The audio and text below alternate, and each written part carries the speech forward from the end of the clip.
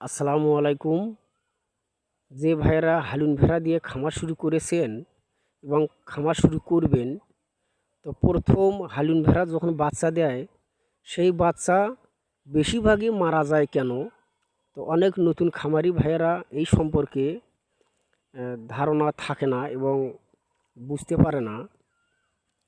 তো ভাই, আপনারা যখন হালুন ভেড়া দিয়ে খামার শুরু করবেন, তো প্রথম আপনারা প্রথম নিয়ে এসে আপনারা কৃমির ট্যাবলেট খাওয়াইবেন। কৃমির ট্যাবলেট খাওয়ানোর পরের দিন থেকে আপনারা লেবার টনিক এবং জিঙ্ক সাথে খাওয়াবেন। তো তারপরে যখন হিটে আসবে, হিটে আসার পরে যখন গর্ভবতী হবে, মানে গাভিন হবে, যখন গাভিন অবস্থায় মনে করেন যখন আপনাদের ভেড়া বাচ্চা দিবে, বাচ্চা দেওয়ার 1-1.5 মাস আগে থেকে আপনারা ক্যালসিয়াম খাওয়াবেন আপনাদের ভেড়াকে। গর্ভবতী অবস্থায় ক্যালসিয়াম, জিঙ্ক এগুলো খাওয়াবেন। তো এগুলো খাওয়ালে যখন আপনাদের নতুন ভেড়া বাচ্চা দিবে, তখন ওই বাচ্চা মারা যাওয়ার সম্ভাবনা থাকে না। তো অনেক নতুন খামারি ভাইয়েরা প্রথম অবস্থায় এগুলো খাওয়াই না।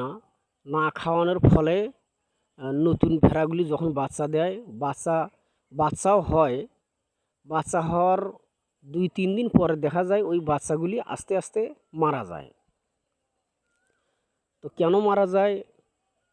এই যে গর্ভবতী অবস্থায় মনে করেন পুষ্টির অভাব ছিল, পুষ্টির অভাব, ভিটামিনের অভাব, এই কারণে বাচ্চাগুলি দুর্বল হয়। দুর্বল হলে পরে মারা যায়। তো আপনারা গর্ভবতী অবস্থায় ভেড়াকে ক্যালসিয়াম, জিঙ্ক খাওয়াবেন। ইনশাল্লাহ দেখবেন আপনাদের ভেড়ার বাচ্চা নষ্ট হবে না। তো তারপরেও যদি দুটো একটা মারা যায়, নষ্ট হয়, আপনাদের ভয়ের কোনো কারণ নেই। প্রথম নতুন হালুন ভেড়া যখন বাচ্চা দেয়, তখন দেখা যায় যতই আপনারা জিঙ্ক খাওয়ান, দুটো একটা মারা যায়। তবে জিঙ্ক বা ক্যালসিয়াম যদি আপনারা কিছুই না খাওয়ান, তাহলে কিন্তু নতুন ভেড়ার বাচ্চাগুলি টেকার সম্ভাবনা থাকে না।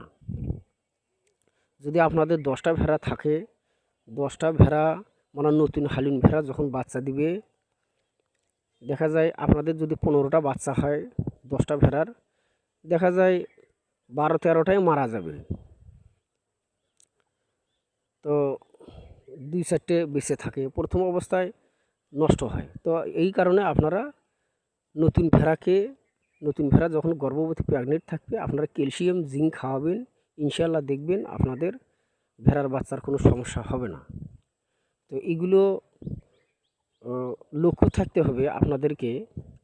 খামার করলে মনোযোগ দিয়ে খামার পরিচালনা করতে হবে, অবহেলা করা যাবে না।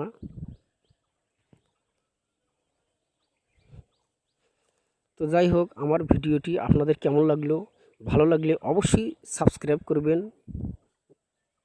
লাইক কমেন্ট অবশ্যই করবেন। আসসালামু আলাইকুম।